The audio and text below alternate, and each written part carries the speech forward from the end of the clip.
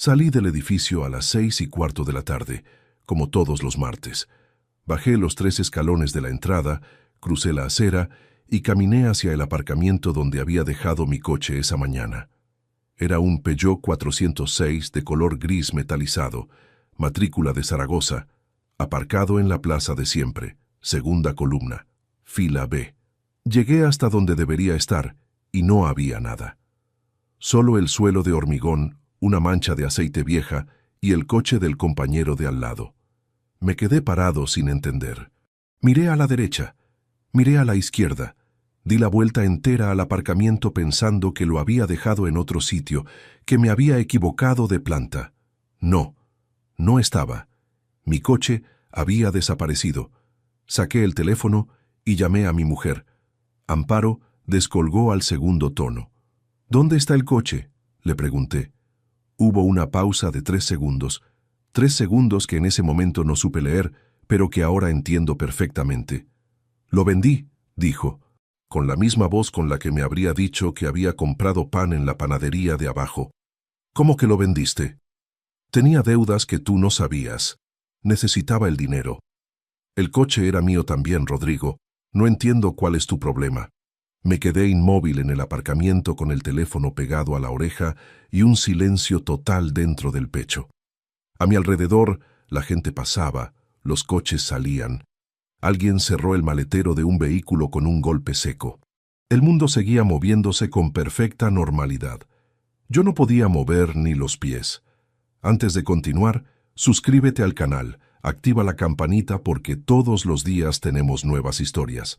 Deja tu like y cuéntanos en los comentarios desde qué ciudad nos estás viendo.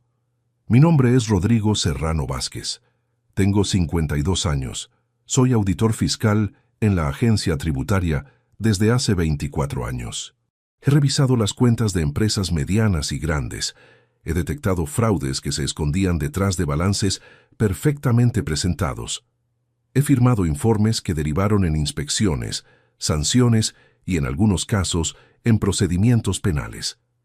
He pasado la mitad de mi vida adulta mirando números y encontrando exactamente lo que alguien intentaba ocultar. Y sin embargo, la persona que estuvo moviéndose en silencio durante años dormía a mi lado cada noche. Eso es lo que todavía me cuesta más explicar. No la traición en sí, no los 34.000 euros. Lo que me cuesta explicar es cómo alguien con mi formación, con mi experiencia, con mi manera de mirar el mundo, pudo no verlo. Y la respuesta es incómoda porque la culpa no es solo de ella. Pero eso lo entenderéis mejor cuando os cuente quién era yo antes de ese martes. Volví a casa en taxi. 22 minutos de trayecto que hice en silencio total, mirando por la ventanilla sin ver realmente nada. El taxista puso la radio. Un hombre cantaba algo que no identifiqué. Yo tenía la mirada fija en los edificios que pasaban y la cabeza en un estado extraño, como cuando el cerebro recibe algo demasiado grande y decide, por pura necesidad de supervivencia, no procesarlo todavía. Cuando entré por la puerta, Amparo estaba en la cocina. Me saludó sin girar la cabeza, con ese tono de siempre, como cualquier otra noche de cualquier otro martes. Dijo que la cena estaba lista, que sí quería comer pronto porque había comprado algo fresco que no aguantaba mucho. Una voz completamente normal. Una mujer completamente normal preparando la cena en su cocina, como si media hora antes no me hubiera dicho por teléfono que había vendido mi coche sin consultarme una sola palabra. Me senté en la silla del comedor. No dije nada durante casi un minuto entero. Ella salió de la cocina con 2 platos, los puso sobre la mesa y solo entonces me miró de frente. ¿Estás bien? No, respondí. Rodrigo, ya hablamos de esto por teléfono. No voy a estar dándote explicaciones toda la noche por algo que ya está hecho y no tiene vuelta atrás. ¿Cuánto te dieron por él? Cruzó los brazos. 8.000 euros era lo que valía en el mercado de segunda mano. ¿Y las deudas que tenías? Eran cosas de la casa. Gastos que se fueron acumulando con el tiempo. Ya está resuelto. Me levanté sin responder. Fui al dormitorio. Abrí el cajón de la mesilla donde guardaba las carpetas con la documentación bancaria. Las había dejado ahí sin revisar desde hacía 3 semanas, porque llevaba todo ese mes metido en una auditoría externa complicada que me tenía ocupado hasta las 9 o las 10 de la noche. Cogí las carpetas, todas las que había, y volví al comedor. Las abrí sobre la mesa una a una, desplegando los extractos, los avisos de cobro, las notificaciones de nuevas líneas de crédito que habían llegado al buzón durante los últimos meses y que yo, con la confianza de un hombre que cree conocer a su propia familia, no había abierto. Amparo se quedó de pie al otro lado de la mesa, observándome. Lo que encontré en aquellas carpetas no encajaba con ninguna versión de mi vida que yo creyera conocer. Había 5 tarjetas bancarias emitidas a mi nombre. 5. Yo utilizaba únicamente 2, siempre las mismas, desde hacía muchos años. Las otras 3 las estaba viendo por primera vez en ese momento. 2 créditos personales formalizados con mis datos en 2 entidades distintas. Una cuenta corriente secundaria vinculada a mi número de identificación, con movimientos regulares, que se extendían hacia atrás, mes tras mes, durante lo que parecía un período de varios años. Calculé por encima, sin precisión, sin la calma que necesito cuando trabajo. La cifra que se adivinaba entre aquellos papeles superaba con claridad los 30.000 euros. Levanté la vista hacia Amparo. Ella no dijo nada. ¿Cuánto?, pregunté. Silencio. ¿Cuánto hay aquí en total, Amparo? Apartó la mirada hacia la ventana. Fuera, el sonido de un coche arrancando en la calle. Un perro ladrando a lo lejos, sostenido y tranquilo. La nevera zumbando en la cocina con ese ruido constante que uno nunca escucha hasta que todo lo demás deja de tener importancia. 34.000 euros, dijo al fin, sin levantar la voz, sin el menor rastro de vergüenza que yo pudiera detectar en su cara. 34.000 euros, todos a mi nombre. Todos contraídos sin que yo firmara nada conscientemente, sin que yo supiera nada, sin que yo hubiera dado ningún consentimiento real en ningún momento de los últimos años. Me senté otra vez. Necesitaba sentarme. 34.000 euros es una cifra que tarda tiempo en construirse. Es el precio de cosas importantes. Es, sobre todo, una cantidad que no aparece de la nada en la vida de nadie sin que detrás haya decisiones concretas, tomadas con conciencia, durante un periodo largo. Decisiones que se toman sabiendo exactamente lo que se está haciendo y calculando que la otra persona no lo va a descubrir. Esto no ocurrió de un día para otro, dije. Amparo no respondió. Esto lleva años, Amparo, años. Rodrigo, esta noche no quiero escuchar nada. Levanté la mano con calma, con más calma de la que esperaba tener. Esta noche solo voy a revisar estos papeles. Y eso fue exactamente lo que hice. Me quedé en el comedor hasta pasada la medianoche, extendiendo cada extracto sobre la mesa, ordenándolo por fechas, reconstruyendo la secuencia. Ella se fue a dormir en algún momento sin decir nada más. Cerró la puerta del dormitorio con un sonido suave. Yo permanecí bajo la luz del comedor, con el café enfriándose a mi lado, con el silencio de la casa encima de mí como un peso físico, y con algo que tardé en nombrar, pero que era, sin ninguna duda, el instante exacto en que una versión de mi vida dejó de existir. Hay algo que necesito contaros antes de continuar, algo que no le he dicho a casi nadie. En ese momento, sentado frente a esos documentos, no sentí rabia. Todavía no. Lo que sentí fue algo más parecido al frío. Un frío que comenzaba en el centro del pecho y se extendía hacia afuera despacio, sin apresurarse, como cuando abres una ventana en enero y el aire entra solo, sin fuerza, pero sin detenerse tampoco. Porque soy auditor. He visto este tipo de documentos centenares de veces a lo largo de mi carrera. Sé lo que significan. Sé lo que hay detrás de cada movimiento inusual, de cada línea de crédito abierta sin justificación aparente, de cada cuenta secundaria que existe para que algo no aparezca en la cuenta principal. Y en ese momento, mirando esos papeles extendidos sobre la mesa del comedor de mi casa, mi cabeza no estaba procesando la traición de mi mujer. Estaba haciendo lo único que sabe hacer cuando tiene datos delante: buscar el patrón. Y el patrón estaba ahí, visible, ordenado por fechas con una lógica que a cualquier auditor le resultaría familiar. cantidades distribuidas en importes medianos para no activar las alertas automáticas de los sistemas bancarios, repartidas entre entidades distintas para complicar el cruce de información. Era un trabajo cuidadoso, metódico, el trabajo de alguien que había dedicado tiempo a pensar en cómo hacerlo sin que yo lo descubriera.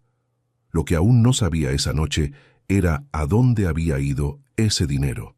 Esa respuesta tardaría semanas en llegar. Y cuando llegó, fue considerablemente peor de lo que imaginaba aquella noche. Pero para entender por qué me dolió tanto, como me dolió, y no solo como auditor, sino como hombre, primero necesitáis saber quién fui yo, qué construí durante 27 años, qué creí que estaba protegiendo, porque sin eso, los números son solo números, y esta historia no trata sobre números. El verano de 1995 olía a gasóleo y a papel impreso.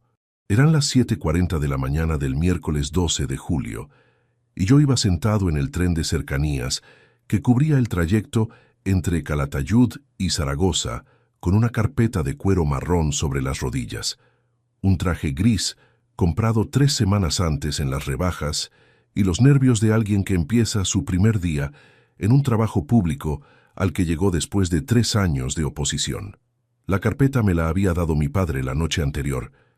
Era de piel auténtica, con las iniciales RSB, grabadas en la esquina inferior derecha.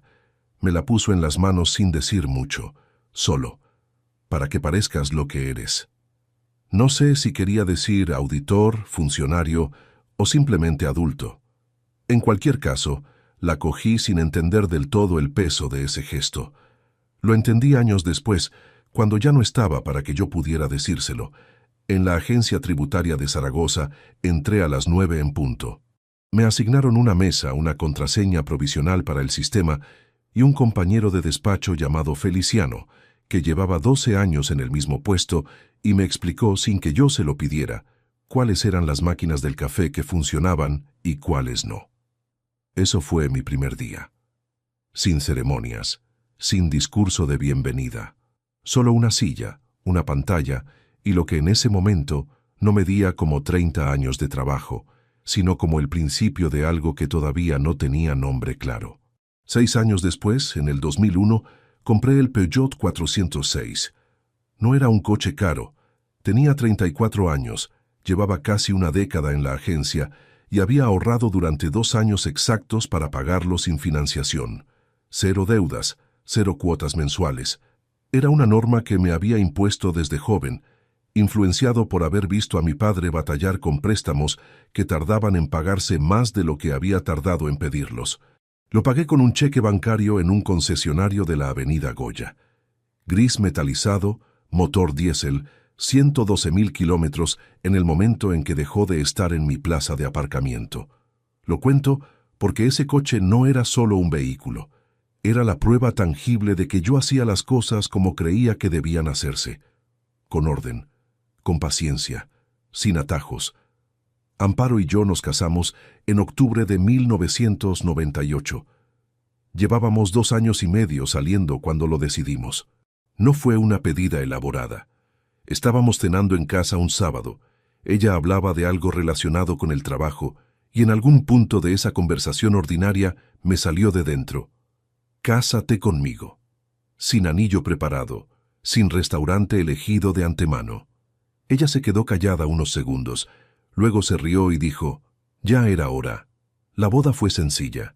42 personas en un restaurante del casco histórico, una tarde de octubre con el sol ya bajo y el frío justo comenzando.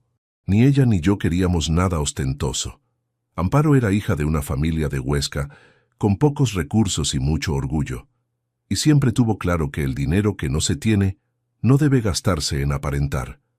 Eso me había gustado de ella desde el principio. Ese pragmatismo tranquilo, esa manera de entender la vida sin adornos innecesarios. Durante los primeros años de matrimonio, trabajó en la administración de una empresa de transportes, contabilidad básica, gestión de facturas y nóminas. No ganaba mucho, pero era ordenada y meticulosa, y su jefa la apreciaba porque nunca había un error en sus arqueos. Cuando nació Héctor, En febrero del año 2000, decidimos entre los dos que ella dejaría de trabajar fuera durante los primeros años. Yo ganaba lo suficiente para que la familia funcionara, y ninguno de los dos quería que nuestro hijo pasara más horas en una guardería que con alguno de sus padres. Lo que no previmos, o lo que yo no preví, fue que esa decisión cambiara el reparto de responsabilidades dentro de casa de una manera que con el tiempo se volvió invisible para mí. Amparo asumió todo lo doméstico, todo, las facturas, los recibos, los extractos bancarios, las renovaciones de seguros, los contratos de suministros. Yo firmaba lo que ella me ponía delante, confiando en que si lo traía era porque estaba en orden. Era una confianza construida sobre años de comprobarlo, nunca un error, nunca una factura sin pagar, nunca una sorpresa desagradable. Mi sueldo entraba en la cuenta, y de ahí en adelante era el sistema de Amparo el que ordenaba el mundo. Hay algo que necesito reconocer aquí, aunque no me resulte sencillo. Yo me beneficié de ese sistema, me convenía. Me liberaba de una parte de la carga cotidiana que no me apetecía gestionar, porque llegaba a casa después de 8 o 9 horas revisando balances ajenos sin ganas de enfrentarme a los propios. Y Amparo era buena en eso, genuinamente buena. Durante años esa organización funcionó, las cuentas cuadraban, los ahorros crecían despacio, pero crecían, y yo nunca tuve motivo real para cuestionarlo. Ese fue mi punto ciego. Lo construí yo mismo, ladrillo a ladrillo, durante más de 2 décadas, sin darme cuenta de que también era una puerta que yo mismo había dejado abierta. Héctor era un niño tranquilo, de los que no hacen pasar muchas noches en vela. Creció sin grandes complicaciones, sacaba notas aceptables, tenía amigos en el barrio, practicó fútbol durante 4 años hasta que lo dejó sin demasiada pena. Un hijo normal en el sentido más completo y más agradecido del término. Lo que no era normal, o lo que yo no supe ver a tiempo, fue la distancia que se fue instalando entre nosotros a medida que él crecía y yo seguía igual de enterrado en el trabajo. No fue una ruptura. No hubo ninguna discusión importante que la explicara. Fue algo más parecido al desgaste lento de algo que tampoco había sido nunca demasiado cercano. Yo era el padre que estaba, que pagaba, que preguntaba cómo iban los estudios en la cena. Pero no era el padre que escuchaba de verdad, que se sentaba sin prisa, que preguntaba por las cosas que no tenían respuesta fácil. Esa diferencia, que en su momento me parecía menor, acabó siendo más determinante de lo que calculé. Cuando Héctor cumplió 21 años, le pagué el primer mes de alquiler de un apartamento en el barrio de Las Fuentes. Acababa de empezar un ciclo formativo de gestión empresarial y quería independizarse. Me lo pidió una tarde con esa mezcla de timidez y determinación que tienen los hijos cuando piden algo que ya han decidido de antemano. Le dije que sí, que mientras estudiara y se esforzara, yo cubriría el alquiler.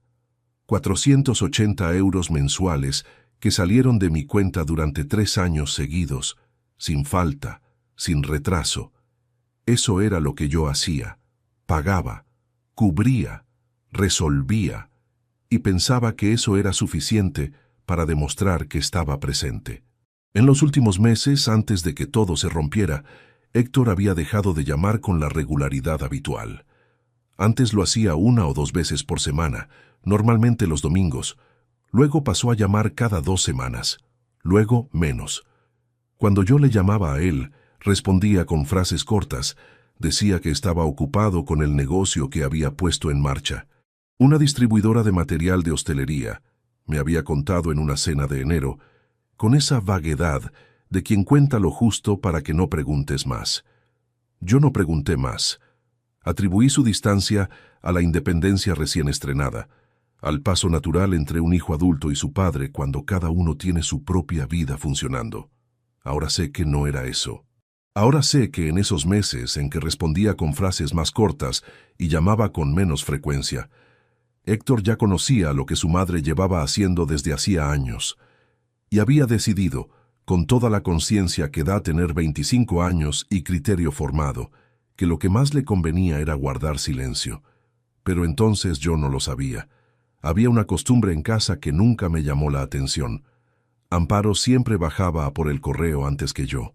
Era parte de su rutina matutina. Se levantaba, preparaba el café, y antes de que yo terminara de ducharme, ya había subido con los sobres y los había distribuido encima de la mesa de la entrada. Facturas, publicidad, correspondencia personal. Nunca le di importancia. Era su sistema, como todo lo demás en aquella casa. Pero esa noche, revisando los documentos extendidos sobre el comedor, recordé algo que había ocurrido hacía poco menos de 2 meses. Un jueves llegué a casa antes de lo habitual porque una reunión se había cancelado a última hora. El correo todavía estaba sin recoger en el buzón. Lo recogí yo. Había un sobre de una entidad bancaria que no reconocí, con mi nombre completo impreso en la ventanilla. Se lo di a Amparo sin abrirlo. Ella lo cogió con una naturalidad que ahora, en retrospectiva, tenía algo de ensayada. Lo metió entre los demás papeles y siguió con lo que estaba haciendo. Yo lo olvidé en 10 minutos. Esa noche, buscando entre todas las carpetas, ese sobre no aparecía por ningún lado. Y eso, por sí solo, era suficiente para entender que lo que Amparo gestionaba no era solo el orden doméstico. Era el perímetro de lo que yo podía y no podía ver. Un perímetro que llevaba años construyendo con paciencia, aprovechando exactamente la confianza que yo le había dado sin condiciones. Lo que todavía no sabía era que una parte considerable de ese dinero tenía el nombre de mi hijo en el destino de las transferencias. Antes de descubrir eso, ocurrió algo un fin de semana que me obligó a mirar a Héctor de una manera completamente distinta. Algo que en ese momento intenté explicarme de varias formas distintas. Pero ninguna de aquellas explicaciones era la correcta. Papá, ya te he dicho que no sé de qué me estás hablando. Héctor lo dijo sin levantar la voz, con los codos apoyados sobre la mesa del comedor y la mirada fija en algún punto entre su taza y el mantel. Era el sábado siguiente a la noche de los extractos. Habían quedado para comer, como hacíamos de vez en cuando, sin ocasión especial. Amparo había preparado lentejas y había comprado pan de pueblo en la panadería de la esquina. Todo tenía el aspecto de un sábado cualquiera, en una familia cualquiera. Yo no había dicho nada todavía de lo que había encontrado esa semana. Necesitaba tiempo para ordenar la información antes de moverme en ninguna dirección, pero sí había mencionado, de forma casual y deliberadamente vaga, que quería revisar mejor las cuentas domésticas durante los próximos meses. Nada concreto. Nada que delatara que ya sabía algo. La reacción de Héctor no fue casual. Se tensó. No de forma exagerada, no de la manera en que lo hace alguien que no tiene nada que ocultar y simplemente no entiende de qué se habla. Fue una tensión contenida, la de alguien que lleva tiempo esperando una frase parecida y tiene preparada una respuesta que suena a improvisación porque ha sido demasiado ensayada. Solo digo que voy a ponerme al día con los papeles de casa, repetí, con el mismo tono neutro. Nada del otro mundo. Claro. Cogió el vaso de agua. Lo bebió despacio. Normal. Amparo desde la cocina no dijo nada, pero dejó de moverse durante esos segundos. El ruido de los cubiertos contra la olla se detuvo un instante y luego volvió a empezar, como si hubiera pulsado pausa y luego play. Eso fue lo primero que registré ese sábado. No fue lo único.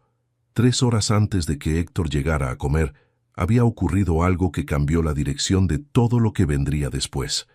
Eran las 9:20 de la mañana. Amparo había salido a hacer la compra.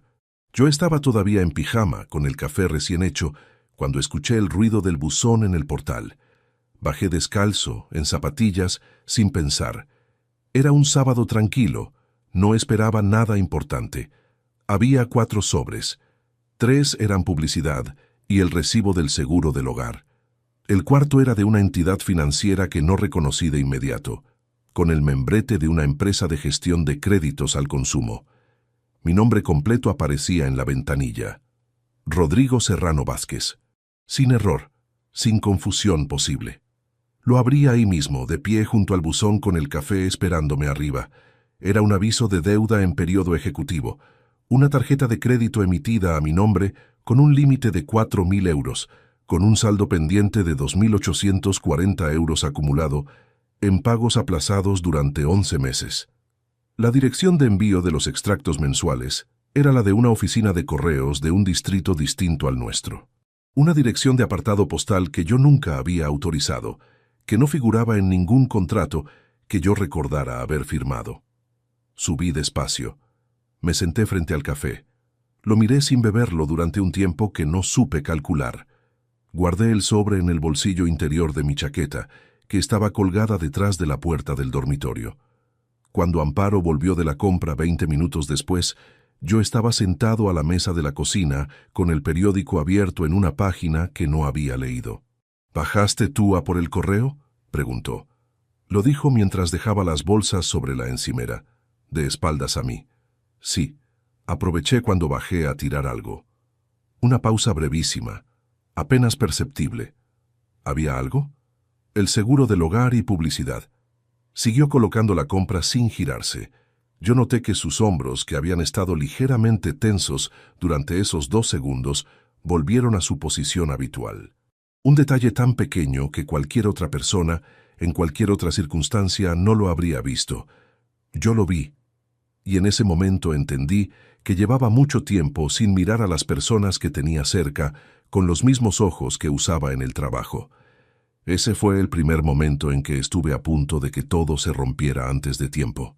Durante la comida, mientras Héctor seguía con esa tensión contenida que intentaba disimular detrás de un tono de voz normal, yo tuve que hacer algo que no esperaba tener que hacer: actuar. Fingir que era el mismo Rodrigo de siempre, el padre que pregunta cómo va el negocio y escucha la respuesta sin buscarle el fondo, el marido que come lentejas en sábado y no tiene nada importante en la cabeza. Fue el esfuerzo más extraño que recuerdo haber hecho en muchos años. No físico, mental. El de contener lo que sabes y seguir mirando a alguien como si no supieras nada. ¿Y la distribuidora?, pregunté cuando el silencio se hizo lo suficientemente largo como para que no preguntar hubiera resultado raro. ¿Cómo va? Héctor tardó un segundo en responder. Bien. Lento al principio, como todo, pero va. ¿Cuándo la registraste al final? Otro segundo, casi imperceptible, pero ahí estaba. En marzo, hace 8 meses. Asentí sin decir nada más. Cogí el pan, lo partí, lo mojé en el caldo de las lentejas. Un gesto completamente ordinario que me dio 3 segundos para calcular. Marzo. 8 meses. Había una transferencia en los extractos que había revisado esa semana, con fecha de febrero, 22 días antes de que Héctor dijera haber registrado la empresa. Una cantidad de 4.300 euros enviada a una cuenta cuyos últimos 4 dígitos yo aún no había podido cruzar con ningún titular. Pero la cronología empezaba a tener una forma que no me gustaba. Héctor se fue antes de lo previsto. Dijo que tenía una reunión a última hora de la tarde con un proveedor, que lo sentía, que otro día se quedaban a tomar el café con calma. Se despidió de Amparo con un beso en la mejilla. A mí me dio la mano. Llevábamos años sin abrazarnos de verdad y ninguno de los dos lo nombraba, porque era más fácil no nombrarlo.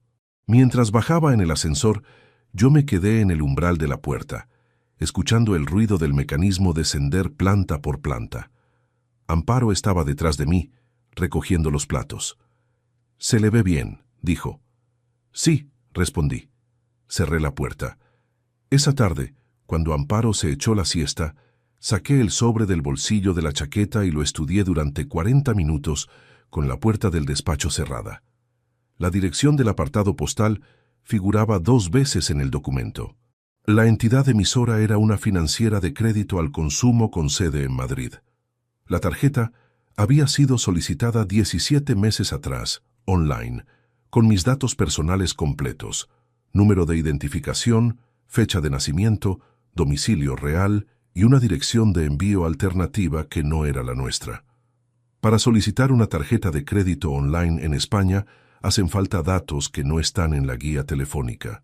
Hace falta el número de identificación fiscal, la fecha de nacimiento, los datos bancarios de la cuenta donde se domicilian los cargos, alguien que tiene acceso constante a esa información, que convive con ella, que gestiona el correo y los documentos de casa, no necesita robarla, solo necesita usarla en el momento en que la otra persona no está mirando. Me levanté, fui al baño, me miré en el espejo durante unos segundos, con el agua fría del grifo corriendo, sin llegar a mojarme la cara. Luego cerré el grifo, volví al despacho y guardé el sobre en el fondo de una carpeta que Amparo nunca abría porque era de archivos de trabajo que yo traía de la oficina. Un lugar al que ella no tenía razón para acceder. Esa misma tarde, mientras Amparo veía la televisión en el salón, yo hice algo que no había hecho en años por iniciativa propia. Entré en el portal bancario de nuestra cuenta principal desde el ordenador del despacho.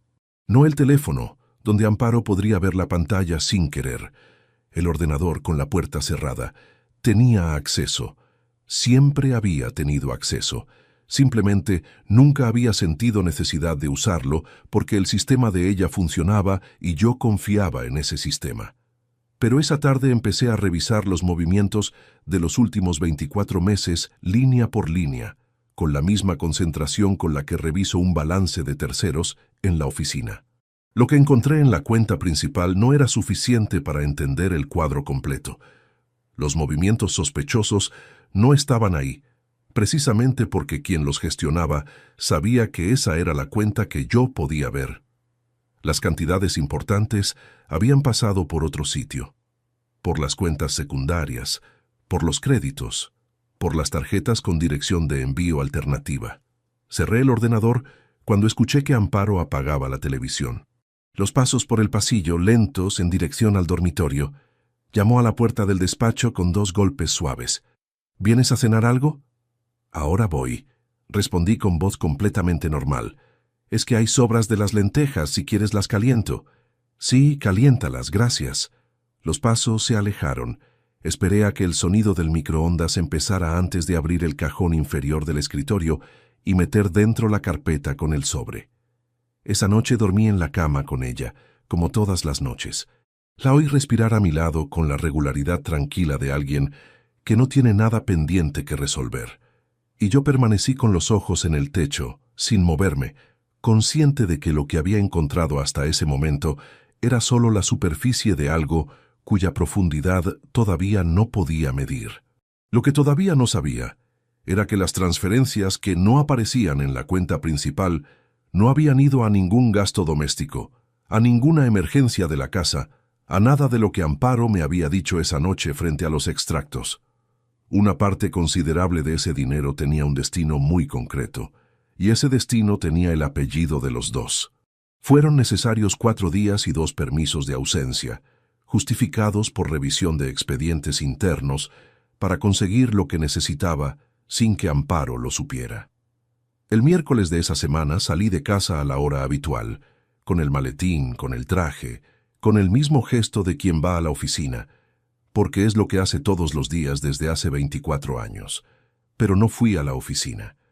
Fui a una sucursal bancaria del centro, no a la nuestra de siempre, donde la directora nos conocía por el nombre y le preguntaba a Amparo por su madre cada vez que nos cruzábamos. Fui a una oficina de otra entidad, una donde nadie me conocía, donde podía sentarme frente a un empleado y pedir información sin que esa petición llegara a oídos de nadie vinculado a mi vida cotidiana. Quería entender el sistema de apartados postales. ¿Cómo se solicitaban? ¿Qué documentación exigían? Si era posible rastrear una dirección de ese tipo a partir de los datos que yo tenía en el aviso de deuda que guardaba en la carpeta del despacho. El empleado que me atendió tenía unos 30 años, gafas de montura fina y la paciencia de quien ha explicado lo mismo muchas veces. Me dijo lo que ya sospechaba, que un apartado postal podía ser solicitado por cualquier persona con un documento de identidad válido, que los datos del titular quedaban registrados en el contrato, pero que el acceso a esa información desde fuera era limitado sin una orden judicial o un proceso legal formal. Salí a la calle. Me quedé en la acera con el maletín en la mano y el sol de noviembre dando de costado, frío y sin fuerza. Tenía suficiente para entender el mecanismo. Amparo no había actuado por impulso. Lo que había construido tenía una arquitectura. Alguien que abre un apartado postal alternativo para redirigir los extractos de una tarjeta no lo hace por descuido. Lo planifica con antelación y con la intención de mantenerlo invisible el tiempo que sea necesario. Esa misma tarde, ya en la oficina, pedí a mi compañera Remedios que me cubriera 2 horas con la excusa de un dolor de cabeza persistente. Ella lo hizo sin preguntar, porque llevábamos años funcionando así, cuando alguno necesitaba espacio sin dar explicaciones. Me encerré en el despacho pequeño que usamos para revisiones confidenciales, saqué de la carpeta todo lo que había recopilado hasta ese momento y empecé a construir el cuadro completo con lo que tenía sobre la mesa. 5 tarjetas de crédito, 2 préstamos personales, una cuenta corriente secundaria, un apartado postal con dirección alternativa para los extractos, un periodo que, por las fechas que aparecían en los documentos, se extendía hacia atrás al menos 5 años, y una venta de vehículo cuyos 8.000 euros habían desaparecido en algún punto de ese sistema sin que yo hubiera recibido un solo céntimo. Tomé una hoja en blanco y empecé a anotar cifras, no para recordarlas, porque mi memoria con los números es fiable desde hace décadas. Lo hice porque escribirlas me ayuda a verlas de otra manera, a distanciarme lo suficiente para analizarlas como lo que son en una auditoría. Datos, no mi vida, no mis años, no mi confianza destruida. Datos con fechas, importes y patrones. El patrón era legible desde el primer vistazo. Las cantidades nunca superaban los 3.000 euros por operación. Nunca. Estaban distribuidas de forma irregular en el tiempo, evitando la periodicidad fija que activa las alertas automáticas en los sistemas bancarios.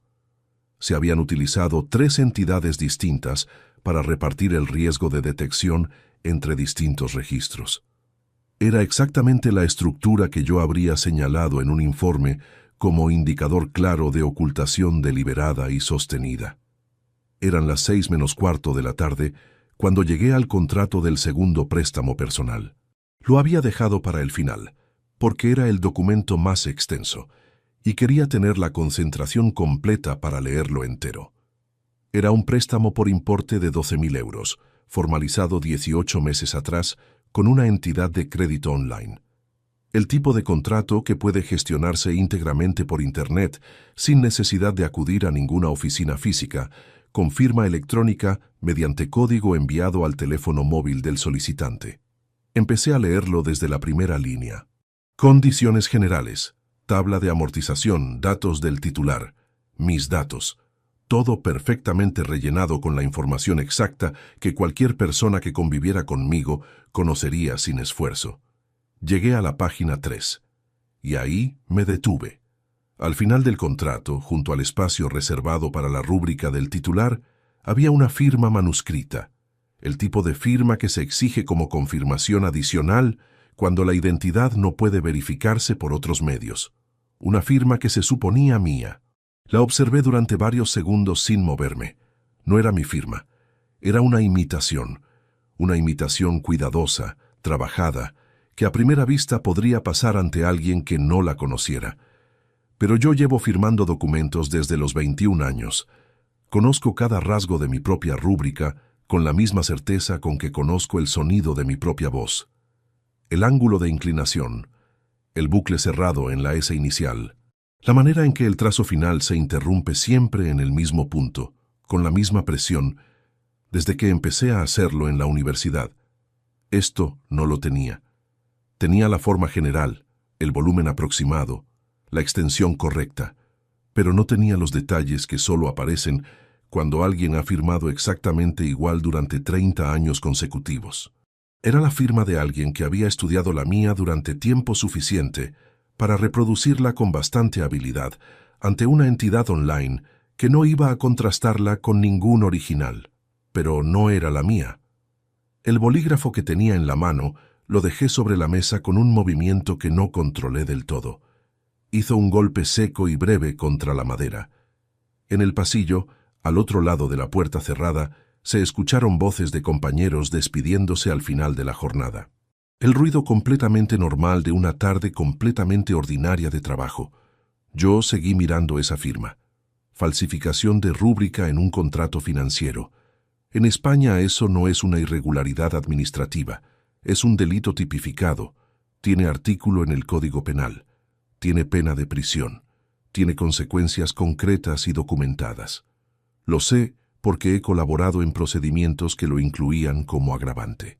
Lo sé porque conozco exactamente la diferencia entre un error contable cometido por negligencia y un acto deliberado con intención de causar perjuicio económico a un tercero identificado, y lo que tenía delante era, sin ningún margen razonable de duda, un acto deliberado. Guardé el contrato en la carpeta junto al resto, doblé la hoja de anotaciones en 4 y la metí en el bolsillo interior de la chaqueta. Apagué la luz del despacho, salí al pasillo, saludé a Remedios con un gesto y le dije que el malestar había cedido, que hasta mañana. Ella respondió algo sobre los cambios de temperatura de noviembre. Le di la razón sin escuchar realmente lo que decía. Conduje de vuelta a casa en el SEAT de alquiler con las manos firmes sobre el volante y la cabeza ordenando lo que tenía. Fecha del primer crédito, fecha del apartado postal, fecha de cada tarjeta, fecha de la venta del coche. 5 años de movimientos distribuidos con cuidado para que no pudieran verse todos a la vez. La arquitectura de alguien que no actuó por desesperación puntual, sino por un sistema construido con paciencia y mantenido con disciplina. Lo que seguía sin tener era el destino final del dinero. Conocía la cantidad total, conocía el período, conocía el método.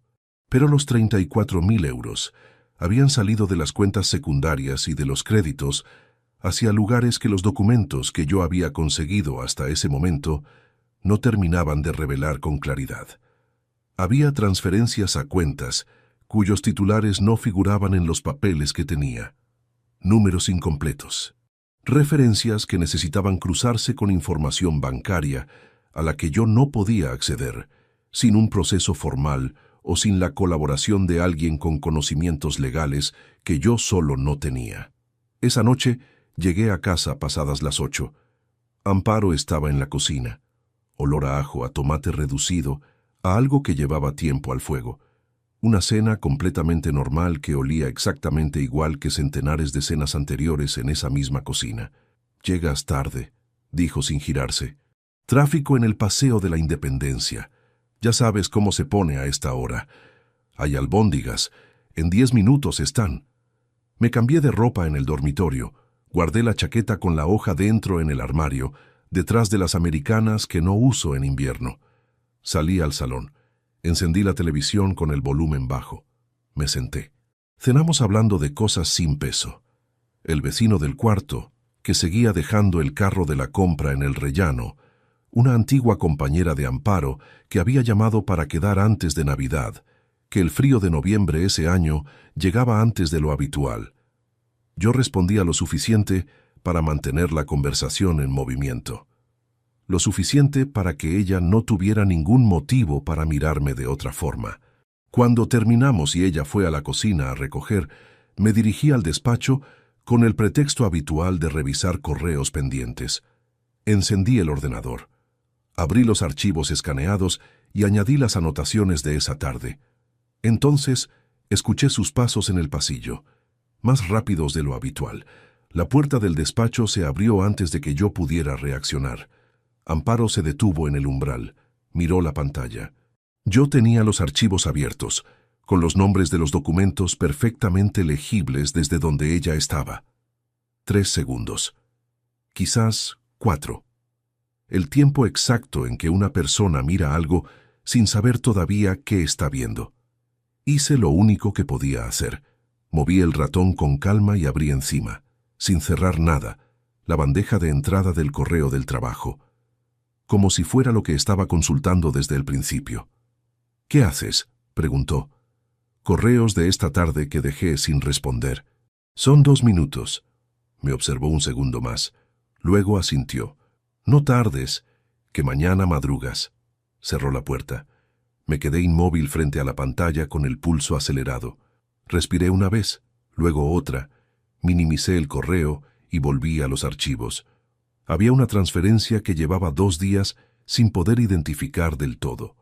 Un importe de 4.300 euros enviado desde una de las cuentas secundarias a una cuenta cuyo número de entidad, esa noche, reconocí por fin.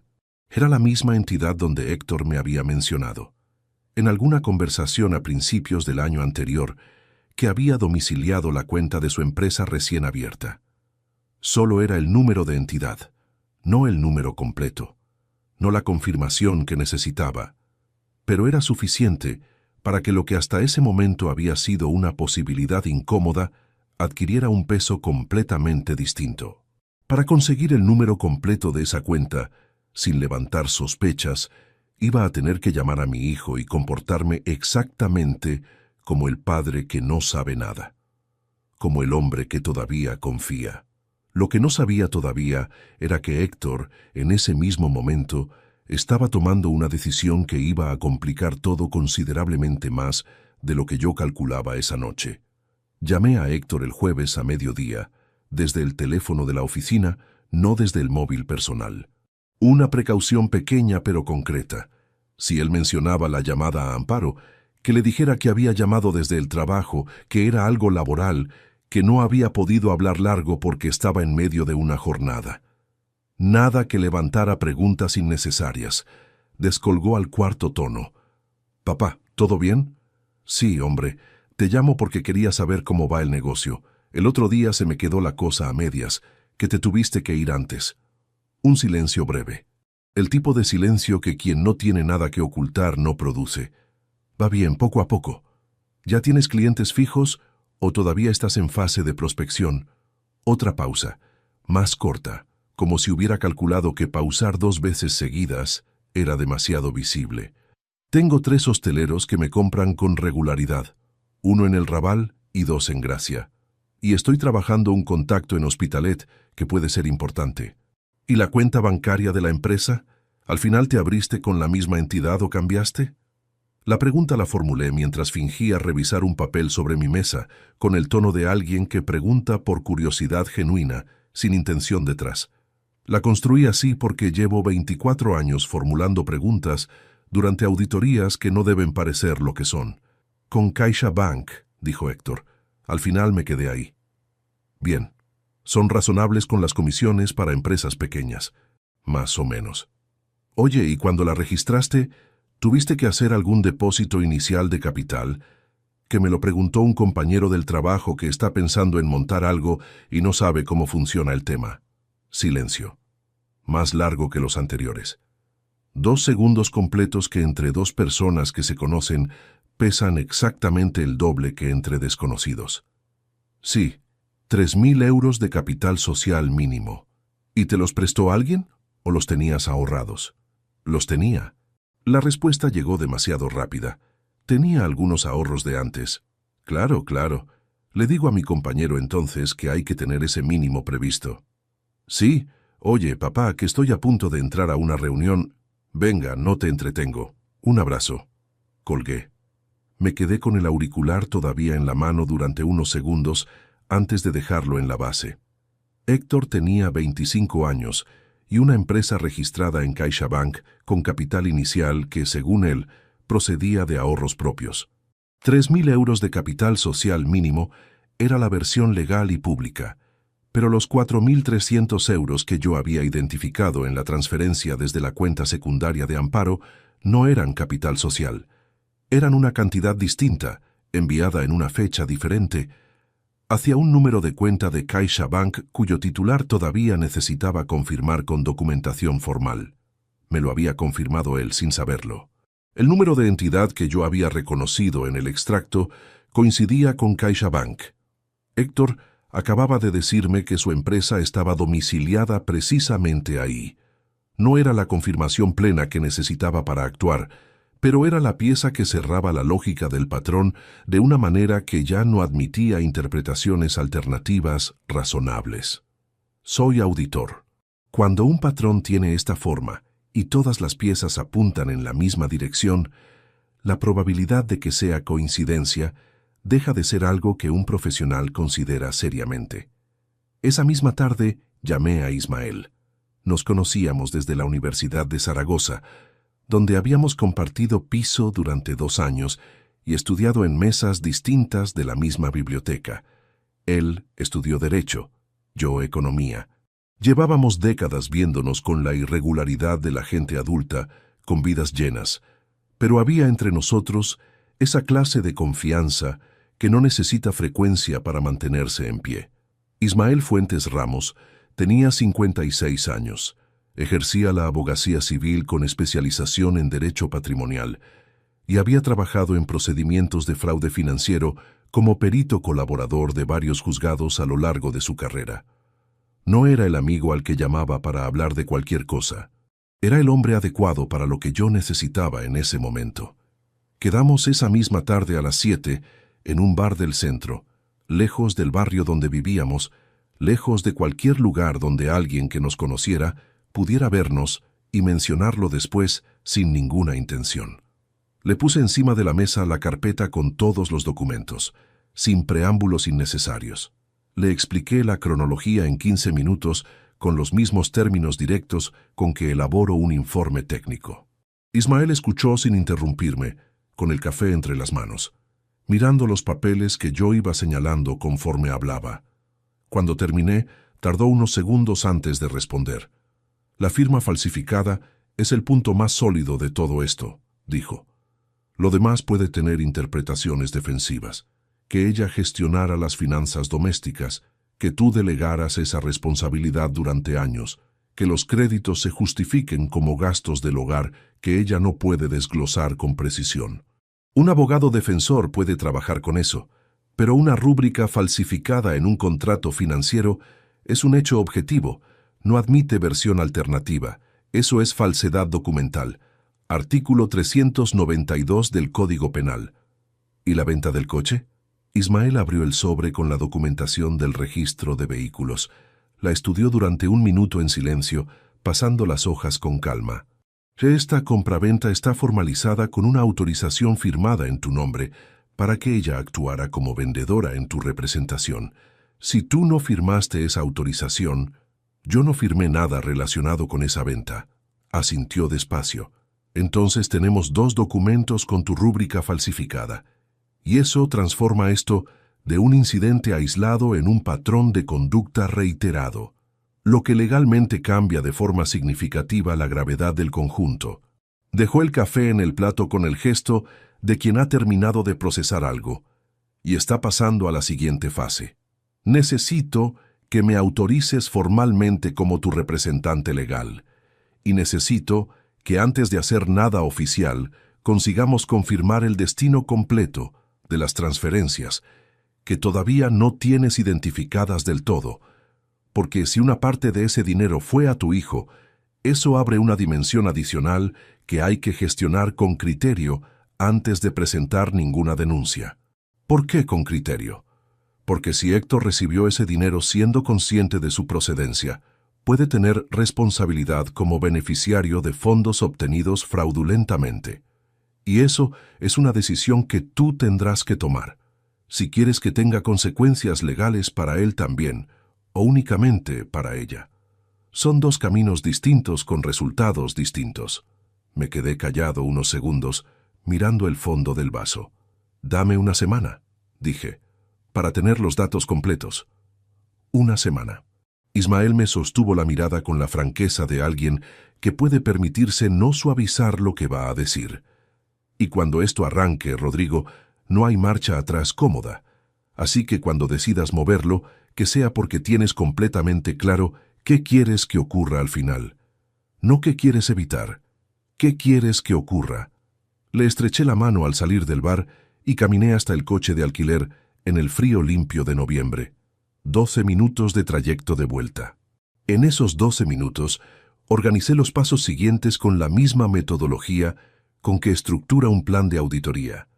Primero los datos que faltan, luego las acciones para conseguirlos, luego el orden en que cada movimiento debe ejecutarse para no contaminar los anteriores. Llegué a casa a las 9 menos cuarto. Amparo estaba en el salón con la televisión encendida. Me saludó sin levantar la vista de la pantalla. Fui al dormitorio a quitarme el traje, y mientras lo hacía noté que el cajón de la mesilla de noche el de mi lado, estaba ligeramente más abierto de lo que yo lo había dejado por la mañana. 1 centímetro, quizás 2. Nada que pudiera afirmar con certeza absoluta. Nada que fuera prueba de nada por sí solo. Pero lo noté. Guardé el traje con cuidado, me cambié de ropa y volví al salón. Me senté en el sillón. Amparo cambió de canal sin decir nada. La televisión emitió el sonido de un programa de entrevistas. ¿Cenamos algo? Lo que haya, no tengo mucha hambre. Hay queso y embutido en la nevera. Perfecto. Se levantó hacia la cocina. Escuché cómo abría el frigorífico. Dejaba las cosas sobre la encimera. El sonido del cuchillo contra la tabla de cortar. Sonidos completamente ordinarios en una noche completamente ordinaria. Y sin embargo, mientras los escuchaba, tenía en la cabeza una sola cosa que no conseguía dejar de procesar. Cuando le había preguntado a Héctor si alguien le había prestado el dinero del capital inicial, la pausa había durado 2 segundos. 2 segundos en que mi hijo de 25 años había calculado qué versión resultaba más segura y había elegido decir que tenía ahorros propios. No había dicho que no recordaba bien, no había dicho que era complicado de explicar. Había elegido una mentira específica, concreta, sin fisuras aparentes. Eso requería que supiera exactamente de dónde había venido el dinero, y requería que creyera que yo no tenía ninguna manera de saberlo.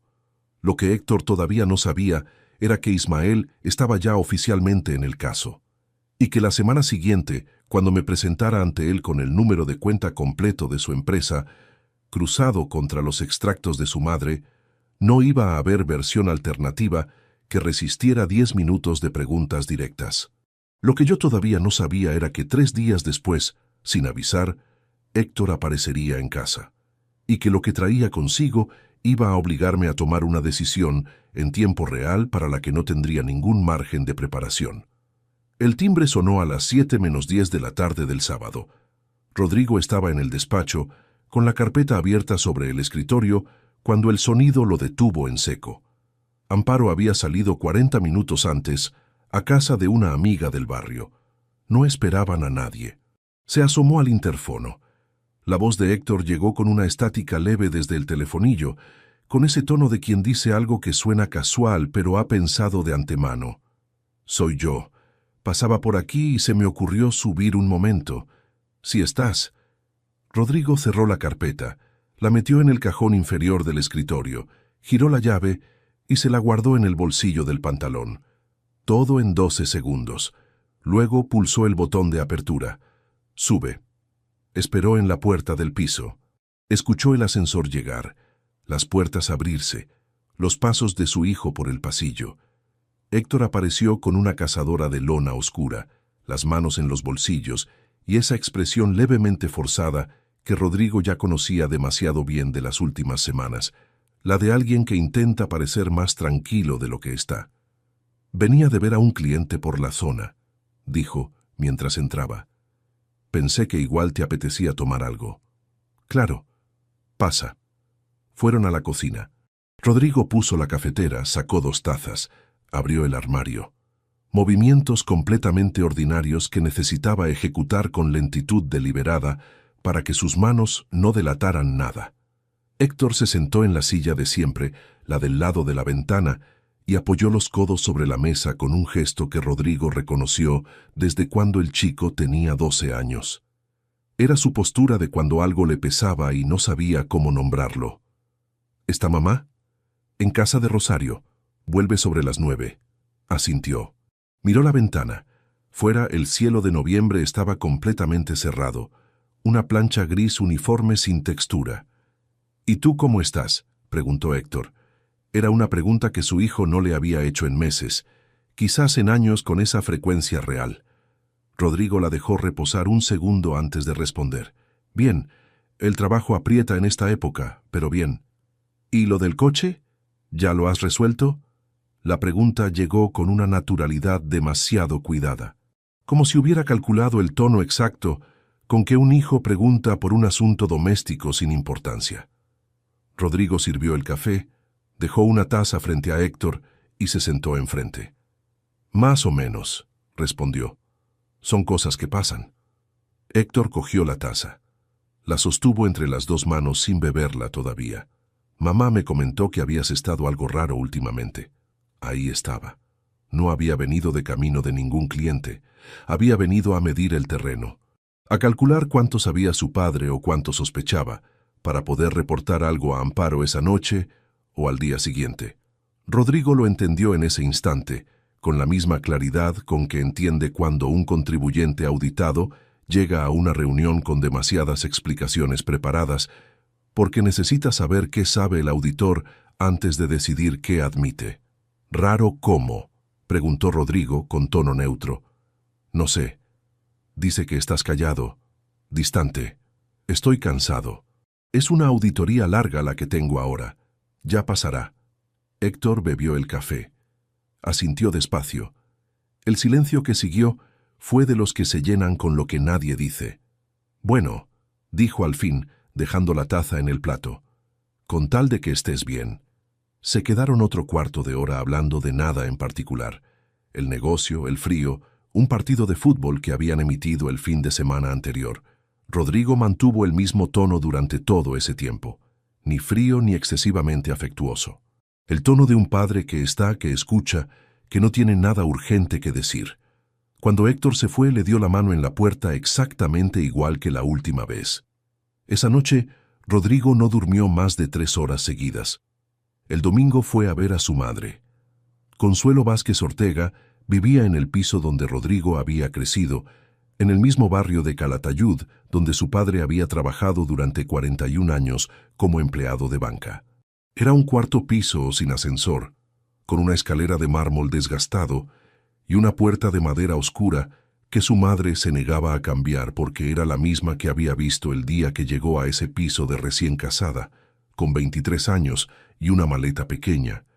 Tenía 74 años y una salud razonablemente sólida para su edad, con la rodilla izquierda que le daba problemas desde hacía 2 inviernos y una manera de moverse por la cocina que no había cambiado en 40 años. Rodrigo llegó a las 12. Ella ya tenía la mesa preparada y el guiso al fuego. «Llegas más delgado», fue lo primero que dijo. «Estoy igual, madre». «No estás igual. Siéntate». Comieron sin prisa. Su madre le preguntó por Amparo, por Héctor, por el trabajo. Rodrigo respondió con lo suficiente para que las preguntas no se repitieran. Ella conocía esa manera suya de contestar desde que era adolescente y no insistió, aunque él sabía que había registrado cada cosa que no le decía. Fue después del café, mientras Consuelo recogía las tazas con esa lentitud que había adquirido en los últimos años y que a Rodrigo le encogía el pecho cada vez que la veía, cuando ella dijo algo sin mirarlo. «Tu padre también llegaba así algunos domingos». Rodrigo no respondió, con esa cara de llevar algo guardado que pesa más de lo que uno puede con ello. Dejó las tazas en el fregadero y se quedó de espaldas un momento, y yo siempre esperaba a que lo dijera. A veces lo decía. Otras se lo quedaba y ya. «Madre, no te estoy preguntando nada». Se giró y lo miró con esa tranquilidad que tienen las personas que han vivido lo suficiente para no necesitar urgencia. «Solo te digo que tu padre trabajaba mucho, demasiado, muchas veces, y al final lo que uno recuerda no es el trabajo, ni los años que pasaron, es si estabas presente cuando tenías que estar». Rodrigo sostuvo su mirada durante unos segundos, luego miró la mesa. Había algo incómodo en esas palabras, no porque fueran hirientes, sino porque eran exactas. Durante años había confundido proveer con estar, había firmado cheques y pagado facturas y resuelto problemas materiales, creyendo que eso era suficiente para ser el padre y el marido que debía ser. Y mientras hacía eso, había dejado que Amparo gestionara un territorio que era suyo también, que era responsabilidad compartida, y había mirado hacia otro lado no por descuido, sino por comodidad. Por la comodidad de quien delega lo que no le apetece gestionar y luego se sorprende de haber perdido el control. Eso era real, y era una responsabilidad que no podía cargársela a ella. Lo que ella había hecho con ese espacio de confianza era otra cosa completamente distinta. Pero el espacio lo había creado él. Antes de levantarse a despedirse, recordó algo que había guardado sin nombrarlo durante semanas. desde que todo empezó. Una tarde de hace 6 años, cuando tenía 46, había llegado a urgencias con una crisis de presión que los médicos describieron como leve, pero que a él le pareció que el mundo se apagaba por los bordes. Le pusieron suero, le monitorizaron durante 4 horas, le enviaron a casa con medicación y reposo. Amparo había llegado al hospital en 20 minutos. Se había sentado a su lado sin hacer preguntas innecesarias, sin el drama que en esa situación habría resultado fácil y comprensible. Le había cogido la mano y se había quedado ahí callada, presente, con esa clase de compañía que no necesita palabras para ser real. Cuando el médico le explicó que no había motivo de alarma, ella había asentido sin llorar, sin derrumbarse, con una solidez que Rodrigo no supo agradecer bien en ese momento, porque estaba demasiado ocupado siendo el paciente. Esa mujer también existía. Esa tarde también había ocurrido. La memoria no funciona por conveniencia, descartando lo que contradice la narrativa más sencilla, y Rodrigo no iba a fingir que 6 años de una tarde podían borrarse porque los años siguientes habían revelado algo distinto. Lo que aquella tarde no cambiaba era lo que estaba en la carpeta del despacho. Las dos cosas podían ser verdad al mismo tiempo, y esa simultaneidad era quizás lo más difícil de sostener de todo el asunto. Se despidió de su madre con un abrazo más largo de lo habitual. Ella no lo comentó. Le dijo que abrigara bien, que el frío de noviembre en la carretera de vuelta a Zaragoza era traicionero. Él le prometió que sí. Llegó a casa pasadas las 4 de la tarde. El piso estaba en silencio. Amparo no había regresado todavía de donde fuera que hubiera salido esa mañana. Fue directamente al despacho, sacó la llave del bolsillo y abrió el cajón. Pasó la siguiente hora y media trabajando con los documentos que Ismael le había devuelto con anotaciones. Necesitaba cruzar los últimos datos que faltaban, los 4 dígitos finales del número de cuenta de CaixaBank que aparecía en las transferencias contra el número de cuenta que Héctor le había dado en algún momento del año anterior para hacerle una transferencia del alquiler.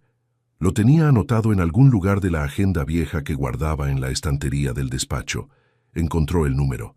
Lo comparó dígito a dígito. Coincidía. 11.000 euros distribuidos en 4 transferencias. La cuenta de destino era la cuenta empresarial de su hijo. 3 de las transferencias tenían fechas anteriores al registro formal de la empresa en el registro mercantil, lo que significaba que Héctor había recibido ese dinero antes de que la empresa existiera legalmente, en un periodo en que no había ninguna justificación mercantil posible para esa entrada de fondos. Estaba anotando ese detalle cuando escuchó la llave en la cerradura de la puerta de entrada. Amparo había vuelto antes de lo que esperaba. Los pasos en el pasillo, directos hacia el dormitorio primero, el ruido del armario abriéndose para dejar el abrigo, luego silencio durante unos segundos, luego los pasos de nuevo, acercándose hacia el despacho.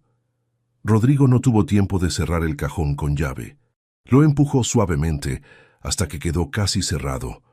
Movió los documentos que tenía sobre el escritorio hacia la izquierda y colocó encima, con el movimiento de quien lleva semanas haciéndolo, una carpeta de trabajo de la oficina que mantenía siempre cerca precisamente para esto. La puerta se abrió. Amparo se quedó en el umbral. Lo miró el escritorio. ¿Trabajando en domingo? Un informe que tengo que entregar el martes. Aproveché que estaba tranquilo. Se acercó un paso. Sus ojos recorrieron la mesa con una atención que duró menos de 3 segundos, pero que Rodrigo sintió como si fueran 30. ¿Comiste algo? Estuve en casa de mi madre. Me dio de comer allí. Asintió. Dio media vuelta hacia la puerta. Luego hago algo de cenar. Perfecto. Cuando sus pasos se alejaron por el pasillo y escuchó la televisión encenderse en el salón, Rodrigo soltó el aire que había estado reteniendo sin darse cuenta durante casi 1 minuto completo. Abrió el cajón despacio, metió los documentos dentro, lo cerró con llave. Tenía la confirmación que necesitaba. 11.000 euros, 4 transferencias, fechas anteriores al registro de la empresa, cuenta a nombre de su hijo. Ismael podía trabajar con eso.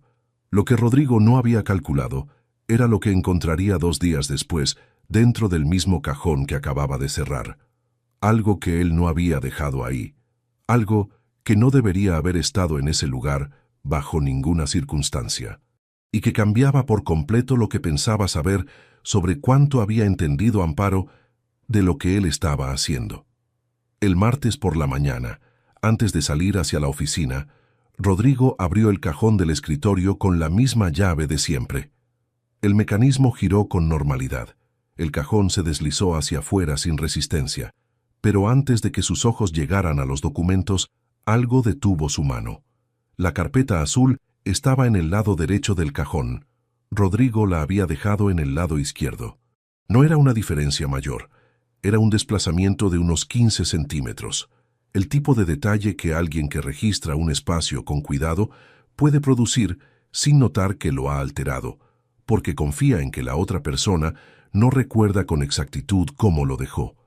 Rodrigo recordaba con exactitud cómo lo había dejado. Sacó la carpeta. La abrió encima del escritorio con las manos completamente quietas. Los documentos estaban todos, cada uno en su sitio, en el orden en que él los había colocado. Nada faltaba. Pero encima del primer folio, con una caligrafía que reconocía desde hacía 27 años, había una nota escrita a mano en un trozo de papel cuadriculado arrancado de un bloc. 6 palabras. Podemos resolver esto entre nosotros. No era una amenaza, no era una confesión, era una propuesta. La de alguien que ha comprendido que el terreno está desplazándose bajo sus pies y necesita redirigir la situación antes de que abandone el espacio donde todavía puede controlarla. Rodrigo la leyó 2 veces. La dejó sobre el escritorio. Miró el reloj. Eran las 8:15 de la mañana. Cogió el teléfono y llamó a Ismael. «Hay que moverlo esta semana», dijo cuando su amigo descolgó, sin preámbulo, sin contexto adicional. Ismael llevaba días suficientes en esto para entender de inmediato. ¿Qué ha ocurrido? Ha accedido al cajón, tiene copia de la llave o encontró la manera de abrirlo, ha revisado los documentos. Un silencio breve al otro lado. ¿Ha dicho algo de forma directa? Una nota, 6 palabras. Dice que podemos resolver esto entre nosotros. Eso es una negociación anticipada, respondió Ismael. Quiere llegar a un acuerdo privado antes de que intervenga cualquier instancia externa, lo cual confirma que sabe perfectamente que lo que hay en esa carpeta es suficiente para que lo haga. Exacto. Tienes todo escaneado fuera de esa casa, en la nube desde hace una semana. Esta tarde me traes los originales, que estén en mi despacho antes del jueves. Aunque desaparecieran todos los papeles físicos de ese cajón, tenemos los documentos, pero prefiero no depender de ese margen. Quedaron a las 6. Rodrigo llegó al bufete con la carpeta dentro del maletín de siempre, sin nada en el exterior que lo distinguiera de cualquier otra tarde de trabajo. El despacho de Ismael olía a papel acumulado y a café que llevaba horas en la cafetera, exactamente igual que la primera vez que Rodrigo había estado allí, más de 2 décadas atrás, cuando su amigo acababa de abrir el bufete y las estanterías todavía no llegaban al techo. Ismael revisó los documentos durante 40 minutos. Rodrigo esperó sentado frente a la mesa, con el café que la secretaria le había traído sin preguntar, enfriándose sin que él lo tocara. «Bien», dijo Ismael al fin, cerrando la última carpeta con un gesto pausado. «Tenemos 2 rúbricas falsificadas en contratos financieros. Tenemos la autorización de venta del vehículo con una firma que no es tuya.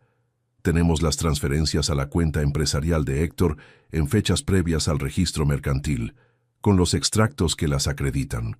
Y tenemos el apartado postal con dirección alternativa que demuestra que la ocultación fue deliberada desde el principio. Esto no admite interpretaciones ambiguas.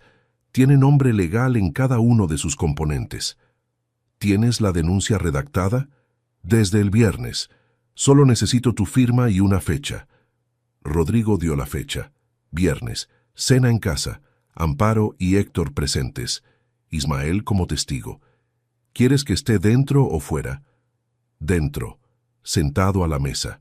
No como letrado en ese momento, solo como persona que presenció lo que ocurrió y puede dar fe de ello si fuera necesario.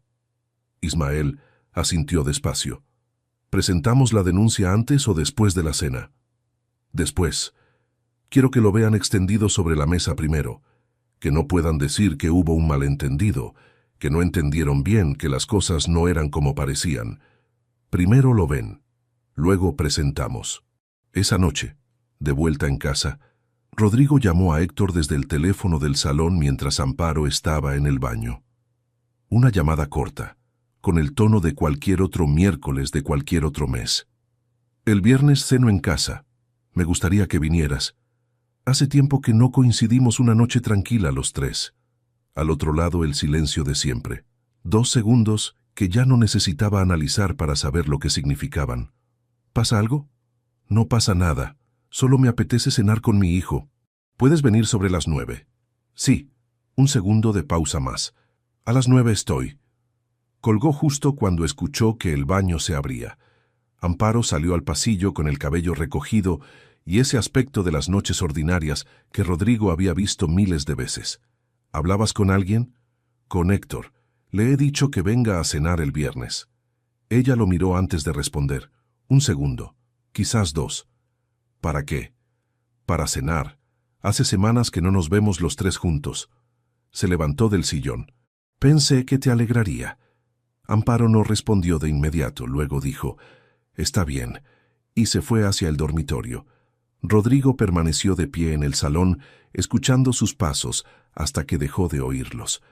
Luego fue a la cocina, bebió un vaso de agua apoyado en la encimera y contó mentalmente los días que faltaban. El momento que estuvo a punto de deshacer todo llegó al día siguiente, jueves al mediodía. Rodrigo había vuelto a casa a recoger unos expedientes de trabajo que había olvidado.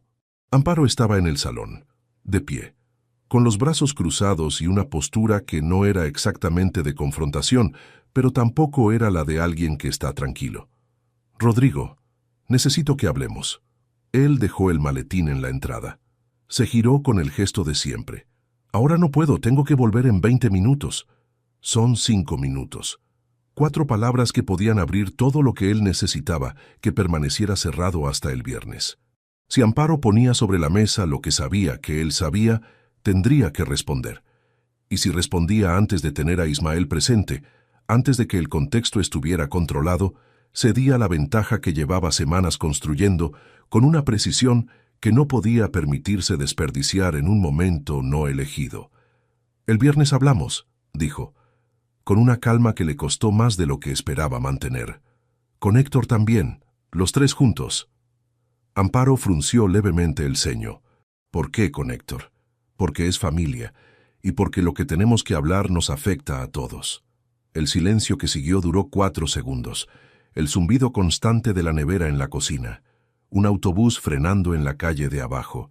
Los segundos transcurriendo en un espacio donde ninguno de los dos decía lo que realmente estaba pensando. «Está bien», dijo Amparo por fin, con una voz que no tenía miedo declarado, pero que había perdido algo de la consistencia que había tenido en los días anteriores. Rodrigo recogió los expedientes del despacho, se aseguró de que el cajón ya vacío estuviera cerrado por hábito y salió por la puerta con el mismo paso de cualquier otra tarde. En el ascensor, bajando a la calle, respiró despacio. Había aguantado 30 segundos frente a ella, con la conversación más peligrosa de las últimas semanas a punto de ocurrir, y la había desplazado 24 horas sin dar ninguna información, sin levantar la voz, sin cometer ningún error que dejara rastro. 24 horas. Solo eso. Esa noche, cuando Amparo llevaba media hora durmiendo, el móvil de Rodrigo vibró en silencio sobre la mesilla. Era Ismael.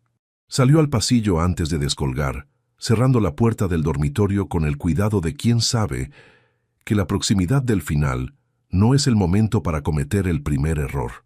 «Perdona la hora», dijo Ismael, «pero necesitas saber esto antes de mañana». «Dime». «He revisado la documentación de la compraventa del vehículo con mayor detenimiento. La autorización que se utilizó para la venta lleva fecha del 8 de octubre. Pero el contrato con el comprador Está firmado el 2 de octubre, 6 días antes de que existiera la autorización. Rodrigo no respondió durante un instante. Vendieron el coche antes de tener el documento que supuestamente autorizaba la venta. Exactamente. La autorización fue fabricada con posterioridad a la operación, con la fecha retrocedida para que pareciera anterior. Eso no es únicamente una rúbrica falsificada. Es un documento construido con fecha falsa para justificar retroactivamente un acto que ya se había ejecutado. Eso es un grado de premeditación adicional al que ya teníamos. Los sistemas de registro de las entidades tienen fechado propio que no puede alterarse externamente. Mañana llegamos con más de lo que calculábamos. Rodrigo apoyó la frente contra la pared fría del pasillo, cerró los ojos un momento, luego los abrió. ¿Lo tienes incorporado al expediente? Esta misma noche. Colgaron. Rodrigo permaneció de pie en el pasillo oscuro, con el teléfono en la mano.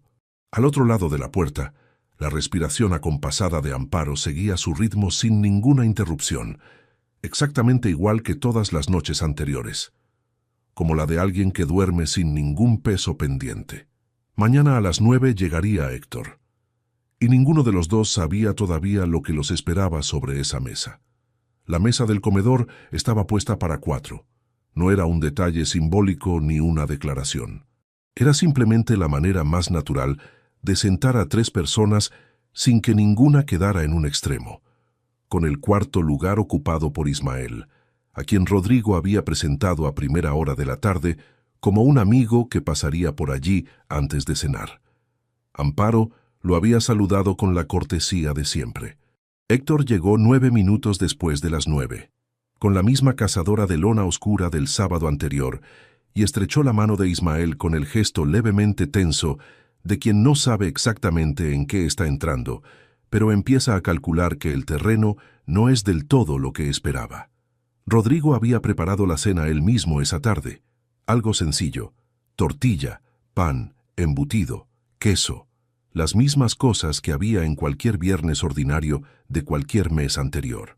Quería que los primeros minutos tuvieran el aspecto de lo normal, no para confundir a nadie, sino porque sabía, por experiencia de décadas, que cuando alguien se sienta a una mesa sin saber lo que viene, la normalidad inicial amplifica todo lo que viene después. Comieron durante 20 minutos. Ismael habló del tráfico de entrada a Zaragoza, de un asunto profesional sin nombre concreto, del frío que ese noviembre estaba resultando más constante de lo habitual. Héctor comió poco. Amparo habló lo suficiente para que el silencio no se volviera visible. Pero Rodrigo notó que no terminó lo que tenía en el plato y que cada vez que Ismael abría la boca, sus ojos lo medían de una manera que no tenía nada de casual. Cuando terminaron, Rodrigo recogió los platos sin prisa, los llevó a la cocina, volvió al comedor y, sin sentarse todavía, abrió el maletín que había dejado en la silla del rincón antes de que llegaran. Sacó la carpeta. La dejó sobre la mesa con el sonido suave del cartón contra el mantel. Se sentó. Cruzó las manos encima de la carpeta. «Tengo que enseñaros algo». Héctor se quedó completamente quieto. Amparo miró la carpeta durante un segundo antes de levantar los ojos hacia Rodrigo. Ismael tenía las manos sobre la mesa y no dijo nada. Rodrigo abrió la carpeta. Sacó los documentos en el orden que había decidido la noche anterior. Primero los extractos de las cuentas secundarias, con las fechas marcadas con una línea fina de bolígrafo rojo. Luego, las 5 tarjetas de crédito emitidas a su nombre, con los saldos acumulados. Luego los 2 contratos de préstamo personal. Luego el aviso de deuda con la dirección del apartado postal alternativo. Los fue colocando sobre la mesa uno a uno, sin apresurarse, con la misma metodología con que presenta un informe de auditoría a los responsables de una empresa que acaba de ser inspeccionada. 34.000 euros, dijo, con una voz completamente plana. Distribuidos en 5 líneas de crédito y 2 préstamos personales, abiertos a mi nombre en 3 entidades distintas entre hace 5 años y hace 8 meses. Con los extractos mensuales redirigidos a un apartado postal alternativo que yo desconocía para que no llegaran a este domicilio. Amparo no habló. Esto, Colocó el contrato del segundo préstamo encima de los demás, abierto por la página 3. Es mi firma, o algo pensado para parecer mi firma. Llevo firmando mis documentos con la misma rúbrica desde los 21 años. Este trazo no es el mío. Señaló el punto exacto sin tocarlo. Y aquí, añadió la autorización de compraventa del vehículo. La autorización que supuestamente me representaba en la venta del coche tiene fecha del 8 de octubre. El contrato con el comprador está fechado el 2.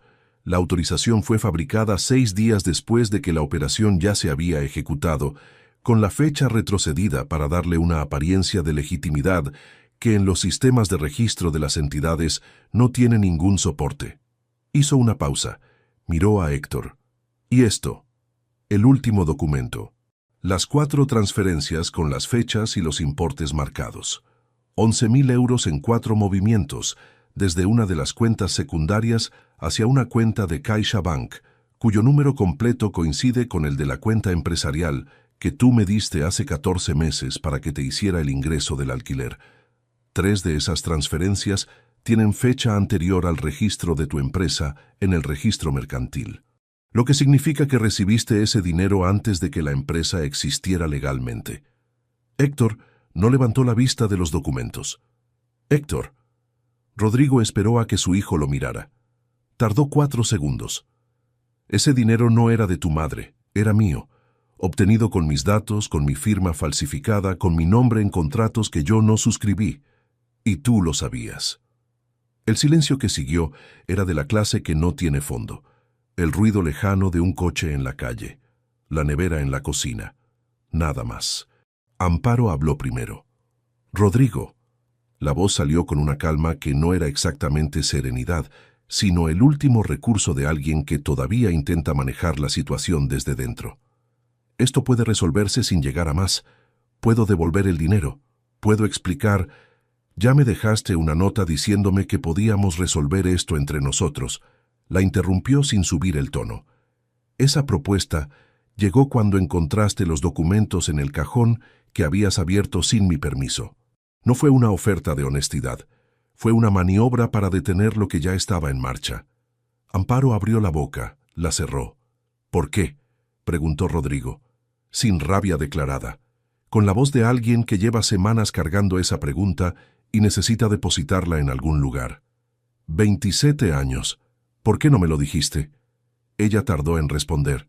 Cuando lo hizo, la voz tenía algo diferente, menos calculada, más cansada. Porque no había manera de decirte que tenía deudas sin que lo convirtieras en un informe. Sin que pasaras semanas analizando cada gasto, cada decisión, como si fuera una empresa que estabas auditando. Contigo, todo tiene que ser perfecto. Todo tiene que cuadrar. No hay espacio para equivocarse. Rodrigo la escuchó hasta el final sin interrumpirla. Eso no justifica una firma falsificada, dijo. Eso no justifica 5 años de ocultación deliberada. Lo que acabas de describir es un problema de comunicación entre 2 personas. Lo que hiciste tú es otra cosa, y tú sabes perfectamente la diferencia. Amparo no respondió. Héctor habló entonces, con la voz tensa de alguien que ha estado preparando una frase durante los últimos 10 minutos y la suelta antes de que el silencio lo obligue a algo peor. Yo solo acepté lo que ella me ofreció. No sabía exactamente de dónde venía. Rodrigo lo miró durante un momento largo. Héctor. La voz no tenía dureza, tampoco condescendencia. Tenía la planitud de alguien que ha decidido decir lo exacto y nada más.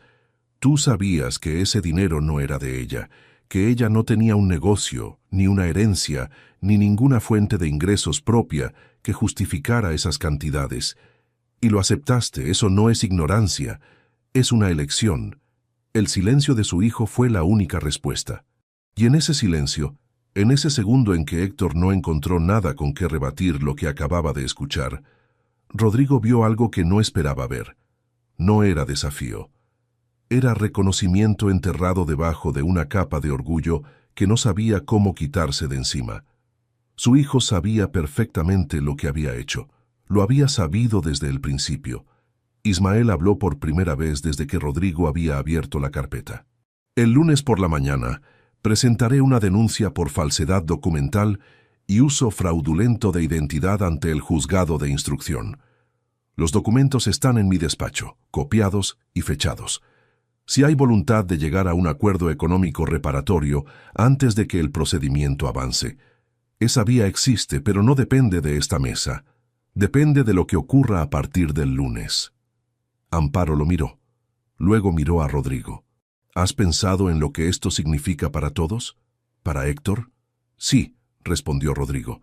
Lo he pensado durante semanas. Se levantó. Recogió los documentos en el orden inverso en que los había desplegado, con la misma calma. Los introdujo en la carpeta. Cerró la solapa. Miró a Héctor una última vez. Mañana cancelaré la transferencia mensual. Las tarjetas que tienes vinculadas a mi cuenta quedarán inactivas antes de medianoche. El lunes recibirás un mensaje con lo que necesitas saber. Héctor no respondió. Tenía la mirada en la mesa. Rodrigo recogió el maletín, introdujo la carpeta dentro y se dirigió hacia el pasillo. Pasó por delante del comedor sin detenerse. Cogió el abrigo del perchero de la entrada. Abrió la puerta. No se giró. Bajó a la calle. El frío de noviembre era limpio y directo, sin el peso sofocante del piso que dejaba atrás. Caminó hasta el coche de alquiler. Lo abrió, se sentó. Puso las manos sobre el volante sin arrancar todavía. El mensaje que envió a Héctor 2 días después tenía 3 frases. Sin encabezado afectuoso, sin insultos, sin explicaciones adicionales. El apoyo económico queda cancelado desde hoy. Si en algún momento decides ser honesto sobre lo que ocurrió, podremos hablar. Hasta entonces no tenemos nada que resolver. No hubo respuesta esa noche, ni la siguiente. El procedimiento judicial avanzó durante los meses siguientes con la lentitud característica de los procesos civiles con derivación penal. Ismael gestionó cada fase con la precisión que Rodrigo le había conocido desde los tiempos de la universidad. Amparo contrató representación legal. Hubo negociaciones, periodos de espera, documentación adicional solicitada por el juzgado. El acuerdo económico reparatorio se firmó 7 meses después. Devolución íntegra de los 34.000 euros en un plazo de 18 meses, con el patrimonio conyugal como garantía. La denuncia penal quedó en suspenso, condicionada al cumplimiento del acuerdo. En la primavera de ese año, cuando el primer pago de la restitución ingresó en su cuenta, Rodrigo destinó 8.000 euros a una cosa concreta. Fue a un concesionario del barrio de Delicias. No el mismo donde había comprado el primero en el 2001, porque ese ya no existía. Pero había un Peugeot 406 de segunda mano en el escaparate, gris metalizado, motor diésel, con la carrocería en un estado que indicaba que alguien lo había cuidado durante años, con la misma norma con que él gestionaba las cosas que le importaban, sin descuidos, sin atajos. No lo compró por nostalgia. La nostalgia habría sido comprar algo que representara lo que fue. Esto era distinto. Era recuperar algo que le habían quitado sin preguntarle, con dinero que un juez había determinado que le pertenecía, en un acto completamente libre de cualquier permiso o negociación o firma que no fuera la suya. Lo pagó con un cheque bancario. Conduciendo de vuelta a casa por la avenida Goya, con el volante del mismo modelo entre las manos después de demasiados meses sin él, no pensó en Amparo ni en Héctor, ni en los 34.000 euros, ni en los 7 meses de proceso. Pensó en su padre, en la carpeta de piel marrón con las iniciales grabadas, en la frase que le había dicho la noche antes de su primer día, para que parezcas lo que eres. Durante 24 años, Rodrigo Serrano Vázquez había revisado las cuentas ajenas con una precisión que pocas personas podían sostener bajo presión. Lo que no había revisado con suficiente atención eran las suyas propias, no los números, las personas. Eso también tenía un precio que ningún acuerdo judicial devuelve, porque no figura en ningún extracto y no puede cuantificarse por extenso ni anotarse en ninguna columna de ningún balance. Pero esa mañana de primavera, con el coche gris moviéndose por la ciudad que conocía de memoria, lo que sentía no era victoria ni derrota, ni el peso de los años que no podían deshacerse. Era algo más parecido al aire que entra por una ventana cuando por fin decides abrirla, sin fuerza, sin apresurarse, pero sin detenerse tampoco. Si te gustó esta historia, dale like al video, suscríbete al canal y comparte tus impresiones en los comentarios. Para escuchar la próxima historia, haz clic en la caja de la izquierda. Gracias por vernos.